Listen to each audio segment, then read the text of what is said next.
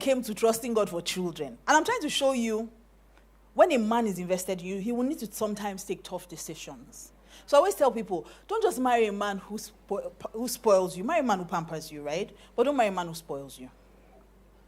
Because I know a lot of women who have made terrible mistakes in their lives because their husband doesn't like to see them cry. If I correct her, she cries. So what? Babies cry, they don't die. Crying never killed anybody. So if you tell her the truth, I think that's the problem Adam had with Eve. Because the Bible says that Adam was right there. He was right there. He could have told her, would you leave that place and move away from there? He was right there when she was talking to Satan. And Satan said, smell the fruit, she smelled it. He said, touch the fruit, she touched it. He said, taste the fruit, she licked it. Then he said, why don't you just take a bite? And Adam was right there. That was a good time to hit it from her hand and say, don't do that rubbish. She ate it. And then maybe she said, I'm eating in Adam, only me. So do you only me to take the consequences? Take a bite now. Adibo. And Adam said, you know what? I really don't want her to cry. So he just takes, and as he's about to take a bite, she now pushes the whole thing in and he has an Adam's apple. Yes. That's my version. It's not in the Bible, but it's my version. We are all in this problem today because Adibu couldn't tell Eve to drop the fruit. It's so hot. You'd have been walking around naked today. But look what she did to all of us. Because Adibu didn't tell Eve to put down the fruit. Marry a man who's invested in you. Invested enough to tell you the truth. Invested enough to train you. Invested enough to pray for you. Yes. Because a lot of men don't pray for their wives. There's nothing, I don't know, well, let me not say for other people, but there's nothing as romantic as a man. You wake up in the morning and your husband is praying in tongues over you. You just turn and continue into other spiritual things. So a man that is invested. When we're trusting God for children, and God had told me that I needed to use my faith to have my babies. And of course, I wanted the shortcut, so I would go to the hospital. And then God did a lot of dramatic things. But, that's not how God wants to lead us. God has to do a lot. I'm sure I've shared the story here for those who attend Holy Hill. But at some point, I remember there was one particular day. I think that day I think that's the day that really upset me. I was bleeding so badly. And I was in so much pain. I was downstairs. I couldn't climb up the stairs, so I was downstairs. Pastor K comes down, sees me. They're in pain, bleeding, everything. And he says, wait, I'm coming. Then I'm thinking that my knight in shining armor was coming to rescue me, lift me up, which he has never done, by the way. Even at our wedding, lift me up and take me to the hospital. And he comes back with 2 books.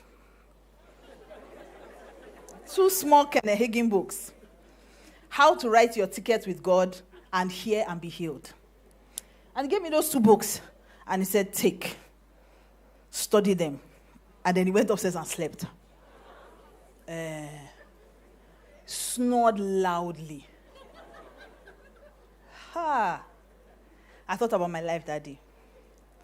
I said, this man, no. I don't think this man is a Christian. Talk less of pastor. No, I don't think so. How can you not have human feeling? Because compassion is English. Human feeling. You don't have. And so Pastor K went to bed. I didn't think much of it. Woke up in the morning, asked me if I was okay. I said yes. So you use your faith, right? See, faith is the only way to get you out of this situation and moved on with his life. And the truth is that challenged me. Honestly, it did. And then I started studying the word for myself. And after consistently studying the word, confessing the word, then today I have 3 children without medical intervention, just by faith. Now, my husband could have given me sympathy. He could have cuddled me, but I don't think I would have been angry enough to fight my way out of that situation.